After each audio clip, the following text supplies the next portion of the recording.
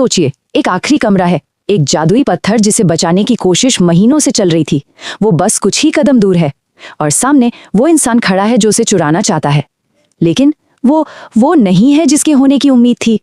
बस यही एक शब्द निकला हैरी के मुंह से। वो पूरी तरह से हैरान था, उसे अपनी आंखों पर यकीन ही नहीं हो रहा था, क्योंकि उसके सामने वो डरावना प्रोफेसर नहीं था जिससे वो नफरत करता था, बल्कि कोई और ही था। जी हाँ, कहानी का सबसे बड़ा, सबसे चौंकाने वाला मोड़। विलन वो डरावना प्रोफेसर स्नेप नहीं, बल्कि बेचारा हमेशा हकलाने वाला प्रोफेसर क्विरल निकला। और अब क्विरल के चेहरे पर वो हमेशा वाली घबराहट बिल्कुल नहीं थी। तो सवाल ये है कि ये सब हुआ कैसे? क्विरल ने सबको, यहाँ तक कि डंबलडोर जैसे बुद्धिमान जादूगर को भी कैसे बेवकूफ बना दिया? सच तो ये है कि इसका जवाब उसके दिखावे में ही छिपा था। ये आवाज क्विरल की ही थी, लेकिन अब उसमें वो डर, वो कांपती हुई लड़खड़ाहट बिल्कुल नहीं थी। ये एक ठंडी, बेखौफ और मजाक उड़ाने वाली आवाज थी। उसने अपनी कमजोरी को ही अपना सबसे बड़ा हथियार बना लिया था, एक ऐसा पर्दा जिसके पीछे कोई झांक ही नहीं सका। तो फिर सोचिए, साल भर जो कुछ भी हुआ, उसके पीछे कौन था? हैलोवीन पर उस विशाल दैत्य को स्कूल में लाना, वो क्विरल था। क्विडिच मैच के दौरान हैरी की झाड़ू पर श्राप लगाना, वो भी क्विरल ही था। मतलब हर कदम पर असली खतरा तो वही था। अच्छा, तो अगर ये सब क्विरल कर रहा था, तो फिर स्नेप क्या कर रहा था? वो तो हमेशा हैरी को घूरता रहता था, उसे धमकाता रहता था, हर तरह से विलन तो वही लगता था। यही सवाल हैरी को सबसे ज्यादा परेशान कर रहा था, और इसका जवाब सच में सब कुछ बदल देता है। और कमाल की बात यह है कि क्विरल ने खुद इस राज का खुलासा किया। हाँ, यकीन करना मुश्किल है ना, पर सच यही था। मतलब जिस इंसान से हैरी सबसे ज्यादा नफरत करता था, असल में वही उसकी जान बचा रहा था। याद है वो क्विडिच मैच? जब क्विरल हैरी पर श्राप लगा रहा था, तब स्नेप उसे बचाने के लिए एक काउंटर कर्स, मतलब श्राप विरोधी मंत्र पढ़ रहा था। उसने अगले मैच में रेफरी बनने का फैसला भी इसीलिए किया, ताकि वो हैरी पर नजर रख सके। स्नेप को तो शुरू से ही क्विरल पर शक था, और हाँ, वो हैरी के पिता से नफरत जरूर करता था, लेकिन इसका मतलब ये नहीं कि वो हैरी को मरते हुए देखना चाहता था। लेकिन कहानी यहाँ खत्म नहीं होती। एक और बड़ा ट्विस्ट अभी बाकी है, क्योंकि जैसा कि पता चला, बेचारा हकलाने वाला प्रोफेसर क्विरल इस पूरे खेल का असली मास्टरमाइंड नहीं था। वो तो बस किसी और के इशारों पर नाच रहा था, एक ऐसे मालिक के लिए काम कर रहा था जो उससे कहीं ज्यादा शक्तिशाली और कहीं ज्यादा खतरनाक था। क्विरल ने बताया कि अपनी यात्रा के दौरान उसकी मुलाकात लॉर्ड वोल्डेमॉर्ट से हुई थी, और वोल्डेमॉर्ट ने उसे सिखाया कि इस दुनिया में अच्छा बुरा कुछ नहीं होता, सिर्फ ताकत होती है। और उसी दिन से क्विरल वफादारी से उसकी सेवा कर रहा था। और मामला तब और बिगड़ गया जब क्विरल जादूगरों के बैंक ग्रिंगॉट से पत्थर चुराने में फेल हो गया। वोल्डेमॉर्ट इतना नाराज हुआ कि उसने फैसला किया कि अब वो अपने नौकर पर नजदीकी नजर रखेगा। जी हाँ, वोल्डेमॉर्ट क्विरल के ही शरीर का इस्तेमाल कर रहा था। तो अब क्विरल और उसकी मालिक के सामने बस एक आखिरी रुकावट थी, शाही बाग का आईना, यानी मिरर ऑफ एरिसिड। ये डंबलडोर का आखिरी और सबसे चतुर सुरक्षा कवच था। वो आईना पत्थर ऐसे ही किसी को नहीं दे देता। इसे पाने का एक बहुत ही खास तरीका है, एक पहेली जो सिर्फ किसी के दिल की सबसे गहरी इच्छा को समझती है। देखिए, आईने का जादू ये है कि वो पत्थर सिर्फ उस इंसान को मिलेगा जो उसे खोजना चाहता है, लेकिन उसका इस्तेमाल नहीं करना चाहता। क्विरल, जो पत्थर को अपने मालिक के लिए इस्तेमाल करना चाहता था, उसे आईने में बस अपनी कामयाबी का सपना दिख रहा था।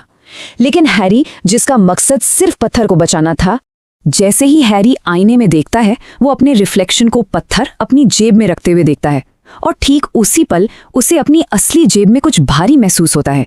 यकीन करना मुश्किल है, लेकिन अक्सीरुल पत्थर उसके पास आ गया था। और ठीक उसी वक्त एक नई, एक बहुत ही डरावनी आवाज गूंजती है। ये क्विरल की नहीं थी, ये आवाज उसके अंदर से आ रही थी। ये उसके मालिक की आवाज थी, जो अब सीधे हुक्म दे रहा था। तो अब सिचुएशन ये है, एक 11 साल का लड़का जिसके पास दुनिया का सबसे कीमती जादुई पत्थर है, और वो एक ऐसे प्रोफेसर के साथ फंस गया है जिसके शरीर पर अब तक के सबसे खतरनाक डार्क विज़र्ड ने कब्जा कर लिया है। सवाल ये नहीं है कि वो लड़ेगा कैसे, असली सवाल तो ये है कि वो यहां से जिंदा बचकर निकलेगा भी या नहीं। अच्छा, एक सिचुएशन इमेजिन कीजिए। एक बंद कमरा है, जान दांव पर लगी है, और ठीक सामने आपका सबसे बड़ा दुश्मन खड़ा है। क्या होगा?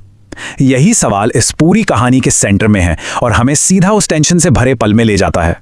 तो ठीक है, सीधे कहानी में उतरते हैं। इसकी शुरुआत ही एक बहुत अजीब चीज से होती है। एक ऐसी आवाज सुनाई देती है जो कमरे में मौजूद किसी के मुंह से तो नहीं आ रही है।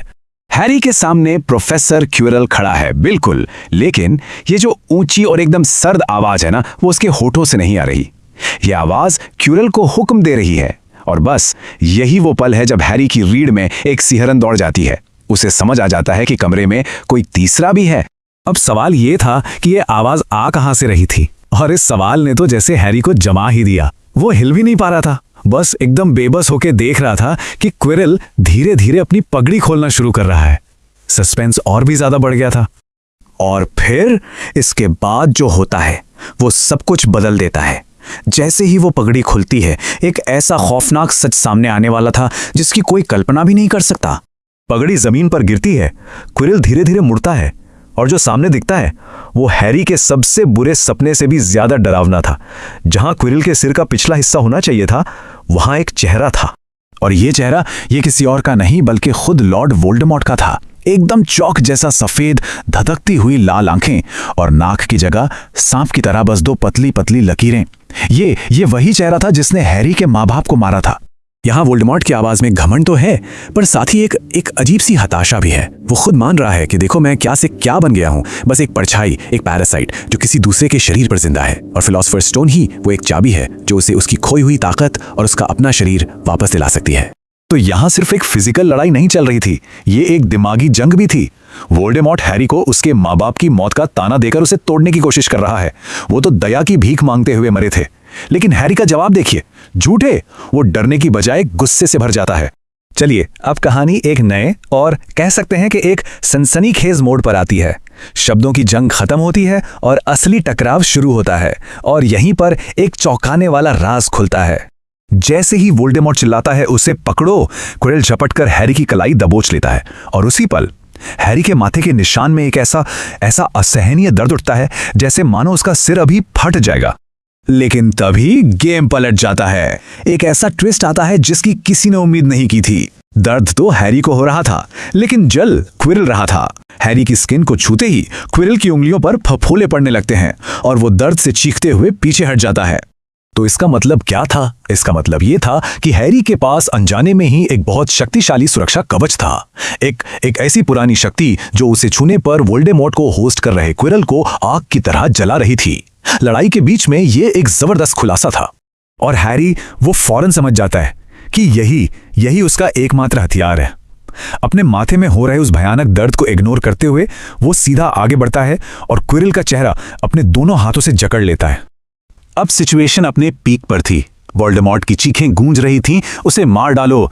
क्विरल दर्द से तड़प रहा था, और हैरी के सिर का दर्द वो बर्दाश्त से बाहर हो चुका था। इसी शोर और दर्द के बीच क्विरल की पकड़ ढीली पड़ती है, और फिर सब कुछ अंधेरे में डूब जाता है। उस अंधेरे तहखाने के खौफ के बाद सीन बदलता है। कहानी एक बिल्कुल शांत जगह पर पहुंचती है। हैरी की आंखें खुलती हैं और वो एक हॉस्पिटल के शांत कमरे में है। लेकिन होश में आते ही हैरी एकदम घबरा जाता है। उसे सबसे पहले डंबलडोर दिखते हैं, और उसके मुंह से बस यही निकलता है, सर, पत्थर, क्विरल, उसे पत्थर मिल गया। उसे लगता है कि वो फेल हो गया, कि क्विरल पत्थर ले जाने में कामयाब हो गया। लेकिन डंबलडोर उसे तुरंत शांत कराते हैं। वो बिल्कुल साफ साफ बताते हैं कि नहीं, क्विरल के पास पत्थर नहीं है। हैरी का डर बेबुनियाद था। क्विरल पत्थर हासिल नहीं कर पाया, और ये सुनकर हैरी की जान में जान आती है। फिर डंबलडोर बताते हैं कि हैरी पूरे 3 दिनों से बेहोश था। 3 दिन? ये छोटी सी बात ही ये एहसास दिलाने के लिए काफी है कि वो टकराव कितना ज्यादा सीरियस था। तो अब बारी थी आखिरी और सबसे बड़े सवालों के जवाब की, कि भाई उस फिलोसोफर स्टोन का क्या हुआ जिसके लिए ये सारा तमाशा हुआ। डंबलडोर बताते हैं कि वो बिल्कुल सही समय पर पहुंच गए थे, और उन्होंने ही क्विरल को हैरी से खींचा था। वो हैरी की हिम्मत की तारीफ भी करते हैं। और फिर आता है सबसे बड़ा खुलासा। डंबलडोर बताते हैं कि जहां तक पत्थर का सवाल है, उसे नष्ट कर दिया गया है। उन्होंने और निकोलस फ्लेमेल ने मिलकर यह फैसला किया ताकि वो फिर कभी किसी गलत हाथ में न पड़ सके। और ये सब हमें एक बहुत ही गहरे सवाल पर लाकर खड़ा कर देता है। आखिर क्विरल हैरी को छू क्यों नहीं पाया? इसका जवाब किसी जादुई हथियार में नहीं, बल्कि हैरी की मां के बलिदान में छिपा था। एक ऐसा प्यार जो मौत के बाद भी एक शक्तिशाली सुरक्षा कवच बनकर उसकी हिफाजत कर रहा था। तो सोचने वाली बात यही है कि एक बलिदान की शक्ति असल में क्या क्या कर सकती है। तो एक बहुत बड़ी बुराई को फिलहाल के लिए तो हरा दिया गया है, लेकिन इस जीत के बाद भी ना कई गहरे सवाल पीछे छूट गए हैं। मतलब लड़ाई तो खत्म हो गई है, पर असली समझ की शुरुआत तो अब हो रही है। तो चलिए इसी बातचीत की गहराई में उतरते हैं। ये एक गुरु और एक नायक के बीच हुई उस गुफ्तगू को सामने रखता है जो उनकी दुनिया की कुछ सबसे गहरी सच्चाइयों पर से पर्दा उठाती है। शुरुआत करते हैं सबसे पहले और सबसे जरूरी सवाल से। पारस पत्थर बनाने वालों का अब क्या होगा, जबकि वो पत्थर खुद ही नष्ट हो चुका है। और यहीं से आप कह सकते हैं कि पूरी फिलोसॉफिकल बात शुरू होती है, वो भी एक बहुत ही सीधे से सवाल के साथ। नायक पूछता है, तो इसका मतलब फ्लेमेल्स अब मर जाएंगे? देखिए, सवाल तो बहुत सीधा है, एक चिंता है, लेकिन इसका जो जवाब मिलता है ना, वो असाधारण है। और यहीं पर हमें उस गुरु का चौंकाने वाला नजरिया देखने को मिलता है। वो कहते हैं, एक अच्छी तरह से ऑर्गेनाइज्ड दिमाग के लिए मौत कुछ और नहीं, बस अगला महान एडवेंचर है। सोचिए, मौत को एक अंत की तरह नहीं, बल्कि एक नए सफर की शुरुआत की तरह देखना। गुरु अपने इस तर्क को और समझाते हैं। वो कहते हैं कि इंसान की सबसे बड़ी इच्छाएं ही अक्सर उसकी सबसे बड़ी कमजोरियां बन जाती हैं। मतलब इंसानों में एक अजीब सी आदत होती है, वो ठीक वही चीजें चुनते हैं जो उनके लिए सबसे बुरी होती हैं, जैसे हमेशा की जिंदगी या बेहिसाब दौलत। अब आते हैं अगले रहस्य पर। ये उस सीधी टक्कर से जुड़ा है और इस सवाल से कि आखिर वो विलन उस हीरो को छू तक क्यों नहीं पाया, उसे कोई नुकसान क्यों नहीं पहुंचा सका। कहानी इस सवाल को सीधे सामने रखती है। सारा फोकस उस एक पल पर है जब दोनों के बीच फिजिकल कांटेक्ट हुआ और विलन को भयानक दर्द हुआ। सवाल है, लेकिन क्विरल मुझे छू क्यों नहीं पा रहा था? और यहां मिलता है सबसे जरूरी जवाब, एक शब्द में, प्रेम। ये एक ऐसी ताकत है जिसे वो विलन कभी समझ ही नहीं सकता। चलिए अब इसके पीछे की बात को समझते हैं। यहाँ हम देखते हैं कि दो बिल्कुल विरोधी ताकतें आमने सामने थी। एक तरफ है क्विरल जो नफरत, लालच और घमंड से भरा हुआ है, और दूसरी तरफ है हमारा हीरो जो एक माँ के बलिदान और प्यार से पूरी तरह सुरक्षित है। बस यही वजह है कि एक दूसरे को छू भी नहीं सका। ये जो जादुई सुरक्षा है ना, ये कोई दिखने वाला घाव या निशान नहीं है, बल्कि ये एक परमानेंट, एक सुरक्षा कवच की तरह है जो उसकी त्वचा में ही समाया हुआ है। और जो भी नफरत और लालच से भरा है, उसके लिए इसे छूना भी भयानक पीड़ा देने जैसा है। अगली पहेली थोड़ी और उलझी हुई है। ये हीरो के एक प्रोटेक्टर और उसके स्वर्गीय पिता के रिश्ते को दिखाती है। ये समझना काफी मुश्किल है कि कोई किसी की रक्षा क्यों करेगा जब वो उससे इतनी नफरत भी करता हो। ये सवाल सीधे हीरो के अपने अनुभव से जुड़ा है। उसने एक प्रोफेसर की नफरत को महसूस किया है जो उसके बचाने वाले कामों से बिल्कुल मेल नहीं खाती। अच्छा, तो स्नैप के एक्शन के पीछे की साइकोलॉजी थोड़ी कॉम्प्लेक्स है। देखिए, पहला पॉइंट तो यह है कि स्नेप और हीरो के पिता एक दूसरे को बिल्कुल पसंद नहीं करते थे, कट्टर दुश्मन थे। लेकिन फिर हुआ ये कि हीरो के पिता ने ही स्नेप की जान बचाई। अब सोचिए, स्नेप के लिए अपने सबसे बड़े दुश्मन का कर्जदार होना, ये बात उन्हें अंदर ही अंदर खाए जा रही थी। तो हीरो की रक्षा करना एक तरह से उस कर्ज को चुकाकर हिसाब बराबर करने का तरीका था। और ये बात इस किरदार की उलझी हुई सोच को एकदम साफ कर देती है। एक बार जब वो कर्ज चुक जाता तो फिर वो आराम से, चैन से अपने उस दुश्मन की याद से नफरत कर सकता था। चलिए अब अपना ध्यान इस कहानी के आखिरी हिस्से पर लाते हैं, यानी वो जादुई चीज जो इस पूरे झगड़े की जड़ में थी। ये हीरो का आखिरी टेक्निकल सवाल है। वो जानना चाहता है कि वो उस काम में कैसे कामयाब हुआ जिसमें विलन बुरी तरह फेल हो गया था। वो पूछता है, मैंने आईने में से पत्थर को आखिर निकाला कैसे? और यहीं पर उस खूबसूरत और बहुत ही चालाक जादू का राज खुलता है जो पत्थर के लिए आखिरी सुरक्षा कवच था। बात सीधी सी थी, सिर्फ वही इंसान जो पत्थर को खोजना चाहता था, उसका इस्तेमाल नहीं करना चाहता था, सिर्फ वही उसे आईने से बाहर निकाल सकता था। तो इस आईने का टेस्ट पूरी तरह से नियत पर आधारित था। अगर कोई पत्थर का इस्तेमाल करना चाहता तो वो खुद को सोना बनाते या अमृत पीते हुए देखता और पत्थर उसे कभी नहीं मिलता। लेकिन अगर कोई उसे सिर्फ खोजना चाहता तो पत्थर सीधे उसकी जेब में आ जाता। कितना शानदार आइडिया है ना? अब ये बातचीत उस एक सवाल पर आकर खत्म होती है जिसका जवाब वो गुरु जानबूझकर टाल देते हैं, नहीं देते हैं। गुरु के अपने शब्द ही काफी हैं ये समझाने के लिए कि वो एक बार में सारे जवाब क्यों नहीं दे रहे हैं। वो कहते हैं, सच ये एक खूबसूरत और भयानक चीज है और इसीलिए इसे बहुत सावधानी से इस्तेमाल करना चाहिए। यहाँ उस सबसे बड़े सवाल का खुलासा होता है जो अब भी एक राज है, और यहीं से एक बड़ी आगे आने वाली कहानी का इशारा मिलता है। लेकिन वो मुझे मारना ही क्यों चाहता था? और यहाँ गुरु का जवाब साफ लेकिन नर्म है, जो भविष्य के लिए एक उत्सुकता जगाता है। जवाब है, आज नहीं, अभी नहीं, तुम्हें तब पता चलेगा जब तुम तैयार होगे। अभी अभी उनके साथ आखिर हुआ क्या था? और फिर हमायनी की कांपती हुई आवाज उस सन्नाटे को तोड़ती है। उसके इन शब्दों में डर भी है और राहत भी, और ये हमें एहसास कराते हैं कि ये कोई खेल नहीं था, ये तो सच में जिंदगी और मौत का सवाल था। लेकिन हैरी के दिमाग में कुछ और ही चल रहा था। उसे पक्का यकीन था कि ये सिर्फ किस्मत का खेल नहीं है। उसे लग रहा था कि डंबलडोर ने ये सब कुछ जानबूझकर होने दिया है, ताकि उसे वोल्डेमॉर्ट से भिड़ने का एक मौका मिले, अपनी असली ताकत पहचानने का मौका। ये एक इम्तिहान था और हैरी ये बात समझ चुका था। पर कहानी का एक और भी पहलू है जो गहरे पछतावे और अपराध बोध से भरा हुआ है। अब सीन में एक ऐसा किरदार आता है जो अपने दिल पर एक बहुत भारी बोझ लिए हुए हैं। हैग्रिड की आवाज में जो दर्द है वो साफ सुनाई देता है। उसके ये शब्द, ये सब हमारी गलती है, सिर्फ ये मानना नहीं है कि गलती हुई, बल्कि ये एक ऐसा गहरा पछतावा है जो उसे अंदर ही अंदर खाए जा रहा है। सोचिए, क्या एक छोटी सी भूल किसी की जान ले सकती है? हैग्रिड को तो बिल्कुल यही लग रहा है। उसे लगता है कि एक ड्रैगन के अंडे के लालच में उसने वो राज बता दिया जो हैरी के लिए जानलेवा साबित हो सकता था, और ये पछतावा उसे इस कदर परेशान कर रहा है कि उसे लगता है कि उसे नौकरी से निकाल देना चाहिए। लेकिन इस गहरे अफसोस के बीच भी हैग्रिड एक बहुत प्यारा तोहफा लेकर आता है। वो हैरी को उसके माता पिता की तस्वीरों से भरी एक किताब देता है। एक ऐसा तोहफा जो हैरी को उसके अपने अतीत से जोड़ता है और याद दिलाता है कि इस दुनिया में वो अकेला नहीं है। तो चलिए अब चलते हैं कहानी के उस मोड़ पर जहां सब कुछ तय होना है। साल के आखिर की दावत। माहौल में एक अजीब सी मायूसी छाई हुई है, जैसे नतीजा तो सबको पहले से ही पता हो। जरा उस हॉल का नजारा सोचिए। हर तरफ नागशक्ति के हरे और चांदी वाले रंग बिखरे हैं। उनकी लगातार 7वीं जीत का जश्न हो रहा है और बाकी सबके चेहरे उतरे हुए हैं। क्या अब भी कोई उम्मीद बची है?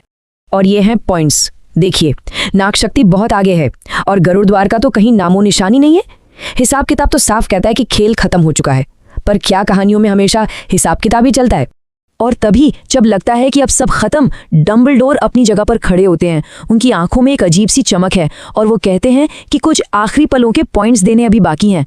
पूरे हॉल में एकदम सन्नाटा छा जाता है। पहला इनाम जाता है रॉन वीजली को, शतरंज के उस कमाल के खेल के लिए जिसने सबका दिल जीत लिया था। पूरे 50 पॉइंट्स सीधे गरुड़ द्वार के खाते में। हॉल में अचानक से एक शोर की लहर दौड़ जाती है और अब बारी है हर्माइनी ग्रेंजर की। 50 और पॉइंट्स। मुश्किल घड़ी में ठंडे दिमाग से काम लेने के लिए गरुड़ द्वार की टेबल पर तो जैसे जश्न शुरू हो गया है। लोग अपनी सीटों से उछल रहे हैं और आखिर में हैरी पॉटर, उसे मिलते हैं पूरे 60 पॉइंट्स उसकी हिम्मत और बहादुरी के लिए। अब तो हॉल में इतना शोर है कि कुछ सुनाई नहीं दे रहा। सब अपनी उंगलियों पर पॉइंट्स गिन रहे हैं। क्या ये काफी होगा? और ये तो यकीन ही नहीं हो रहा। दोनों हाउस 472 पॉइंट्स पर बराबर है, टाई। क्या ऐसा भी हो सकता है? तनाव इतना बढ़ गया है कि हवा में महसूस किया जा सकता है। लेकिन रुकिए, कहानी अभी खत्म नहीं हुई है। एक आखिरी मोड़ आना अभी बाकी है। डंबलडोर अपना हाथ उठाते हैं और एक बार फिर पूरे हॉल में खामोशी छा जाती है। और तब डंबलडोर वो बात कहते हैं जो हमेशा हमेशा के लिए याद रखी जाएगी। वो कहते हैं कि बहादुरी का एक नया मतलब होता है। बहादुरी सिर्फ दुश्मनों से लड़ने में नहीं है, बल्कि कभी कभी अपने दोस्तों के सामने सही बात के लिए खड़े होने में भी उतनी ही हिम्मत चाहिए। और इसी सोच के साथ वो आखिरी 10 पॉइंट्स देते हैं नेविल लॉन्गबॉटम को, और उन 10 पॉइंट्स के साथ ही एक नया इतिहास लिख दिया जाता है। और ये रहे फाइनल स्कोर। गरुड़ द्वार जीत गया।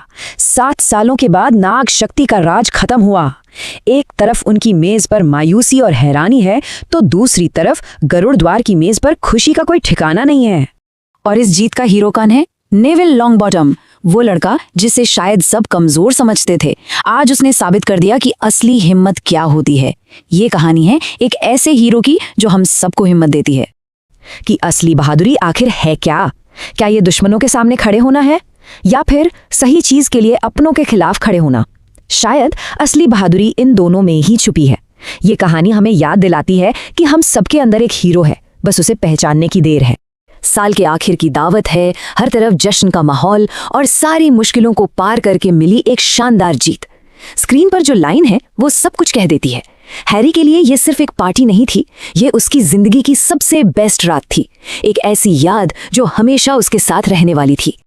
तो चलिए सीधे चलते हैं उस जश्न के बीचों बीच, देखते हैं कि ग्रेट हॉल के अंदर आखिर हुआ क्या था, जहां स्कूल के उस साल का सबसे बड़ा, सबसे यादगार मोमेंट सबके सामने आया। जरा सोचिए, सिचुएशन ये थी कि सब कुछ तय लग रहा था, स्लिदरिन की जीत पक्की थी और वो जश्न मनाने के लिए पूरी तरह तैयार थे। लेकिन तभी बिल्कुल लास्ट मोमेंट पर डंबलडोर ने कुछ पॉइंट्स दिए और पूरा खेल ही पलट गया। ग्रिफिंडोर, जो रेस में पीछे था, अचानक कप का हकदार बन गया। क्या कमाल का टर्न अराउंड था! और ये बदलाव कितना शानदार था! ये कोई धीरे धीरे होने वाला काम नहीं था। डंबलडोर ने बस तालियां बजाईं और एक झटके में पूरा का पूरा हॉल बदल गया। स्लिदरिन के हरे और सिल्वर बैनर गायब हो गए और उनकी जगह ग्रिफिंडोर के लाल और सुनहरे रंग ने ले ली। ये जादू और जश्न का एक जबरदस्त नजारा था। लेकिन इतनी खुशी के माहौल में भी कुछ चीजें हैं जो कभी नहीं बदलती, जैसे कि प्रोफेसर स्नेप। वो प्रोफेसर मैकगोनागल से हाथ तो मिला रहे हैं, पर उनके चेहरे पर जो मुस्कान है वो झूठी और कड़वी है। और जैसे ही उनकी नजरें हैरी से मिलती हैं, वो पुरानी नफरत साफ दिखती है। पर पहली बार हैरी को इससे कोई फर्क नहीं पड़ा। इतनी बड़ी बड़ी मुश्किलों का सामना करने के बाद एक प्रोफेसर की नफरत अब उसे बहुत छोटी लग रही थी। पर हर जश्न का अंत तो होता है। जीत की खुशी अभी भी हवा में थी, लेकिन अब वक्त था स्कूल को अलविदा कहने का और घर लौटने की तैयारी करने का। चलिए देखते हैं कि ये आखिरी कुछ दिन कैसे गुजरे। और हाँ, साल के अंत में एग्जाम के रिजल्ट्स भी तो आते हैं। इसमें कोई सरप्राइज नहीं था कि हरमाइनी ने क्लास में टॉप किया। हैरी और रॉन भी अच्छे नंबरों से पास हो गए, जो अपने आप में एक जीत थी। लेकिन असली खुशी नेविल के लिए थी। वो न सिर्फ पास हुआ, बल्कि हर्बोलॉजी में तो उसने कमाल ही कर दिया। ये इस बात का सबूत है कि हर किसी में कुछ न कुछ खास होता है। फिर घर जाने की रस्में शुरू हुई, सारा सामान पैक करना और हाँ, नेविल के मेंढक को ढूंढने का मिशन, जो इस बार भी कामयाब रहा। और सबसे आखिर में सबको वो जरूरी वार्निंग मिली, छुट्टियों में मैजिक का इस्तेमाल करना बिल्कुल मना है। सामान पैक हो गया है तो अब हॉगवर्ट्स एक्सप्रेस पे चढ़ने का वक्त है। ये सिर्फ एक ट्रेन का सफर नहीं है, ये उस जादुई दुनिया के बीच का एक पुल है जिसे वो पीछे छोड़ रहे हैं, और उस आम दुनिया का रास्ता जो उनका इंतजार कर रही है। ट्रेन के अंदर का माहौल दोस्ती और मस्ती से भरा था। सब हंस रहे थे, बातें कर रहे थे और साल की आखिरी जादुई मिठाइयां एंजॉय कर रहे थे। लेकिन जैसे जैसे ट्रेन आगे बढ़ रही थी, बाहर का नजारा बदल रहा था और साथ ही वो खुद भी बदल रहे थे। धीरे धीरे जादूगरों वाले रोब्स उतर रहे थे और नॉर्मल कपड़े पहने जा रहे थे, मानो असल दुनिया में वापसी की तैयारी हो रही हो। और इसी सफर के बीच दोस्ती के वादे भी किए गए। रॉन ने हैरी और हरमाइनी को अपने घर आने के लिए इनवाइट किया। ये एक छोटी सी बात लग सकती है, लेकिन हैरी के लिए इसका मतलब बहुत बड़ा था। एक ऐसा लड़का जिसके पास गर्मियों में जाने के लिए कभी कोई अच्छी जगह नहीं थी, उसे अब एक ठिकाना मिल गया था। इस बात का सबूत कि वो अब अकेला नहीं है। सफर का अंत होता है लंदन के किंग्स क्रॉस स्टेशन पर, और यहीं पर दो अलग अलग दुनियाएं एक दूसरे से टकराने वाली हैं, और वो भी बहुत तीखे अंदाज में। जादुई दुनिया से आम दुनिया में लौटना भी एक पूरा ऑपरेशन था। गार्ड स्टूडेंट्स को छोटे छोटे ग्रुप्स में प्लेटफॉर्म से बाहर भेज रहा था, ताकि मगल्स यानी बिना जादू वाले लोगों को ये देखकर शौक न लगे कि आखिर इतने सारे बच्चे एक ईंट की दीवार से बाहर कैसे आ रहे हैं। प्लेटफॉर्म पर पहुंचते ही हैरी को चारों तरफ से अलविदा की आवाजें सुनाई दी। हर कोई उसे जानता था, हर कोई उससे बात कर रहा था। ये इस बात का पक्का सबूत था कि वो अब कोई अजनबी नहीं, बल्कि उसी जादुई दुनिया का एक हिस्सा है। और बस एक ही पल में वो सारी गर्मजोशी खत्म हो गई। दोस्तों की प्यारी आवाजों की जगह अंकल वॉर्नन की ये रूखी और ठंडी आवाज ने ले ली। इन दो दुनियाओं के बीच का फर्क इससे ज्यादा साफ नहीं हो सकता था। हैरी को देखते ही डर्सली परिवार का रिएक्शन बिल्कुल वैसा ही था जैसी उम्मीद थी। अंकल वर्नन गुस्से से भरे हुए और आंटी पिटूनिया और डडली डरे सहमे। उनके लिए हैरी सिर्फ एक भतीजा नहीं, बल्कि उस जादुई दुनिया की निशानी है जिसे वो समझते नहीं हैं और जिससे वो नफरत करते हैं। और ये हमें आज के सबसे बड़े और आखिरी सवाल पर ले आता है। अपनी जिंदगी का सबसे अच्छा साल जीने के बाद हैरी की छुट्टियों में आखिर होने क्या वाला था? क्या वो मजेदार होंगी? इस सवाल का जवाब बिल्कुल साफ लग रहा था। एक तरफ थी हॉगवर्ट्स की आज़ादी और जादू, और दूसरी तरफ डर्सली परिवार का घुटन भरा, नफरत से भरा माहौल। ऐसा लग रहा था कि हैरी की छुट्टियां बहुत ही बुरी बीतने वाली हैं। यहाँ तक कि हरमाइनी भी अंकल वर्नन का चेहरा देखकर परेशान हो गई। उसका छुट्टियां अच्छी बीते कहना एक दुआ से ज्यादा एक सवाल लग रहा था, जैसे वो सोच रही हो कि कोई हैरी के साथ इतना बुरा बर्ताव आखिर कैसे कर सकता है। लेकिन कहानी में एक आखिरी मोड़ बाकी है। हैरी दुखी नहीं है, बल्कि उसके चेहरे पर एक शरारती मुस्कान है, क्योंकि उसे एक ऐसा सीक्रेट पता है जो डर्जलीज को नहीं मालूम। उन्हें ये नहीं पता कि हैरी को घर पर मैजिक करने की इजाजत नहीं है, और जैसा कि वो खुद कहता है, मैं इस गर्मी में डडली के साथ बहुत मजे करने वाला हूँ। और इसी छोटे से मीठे से बदले के ख्याल के साथ ये कहानी एक नए मोड़ पर आकर खत्म होती है।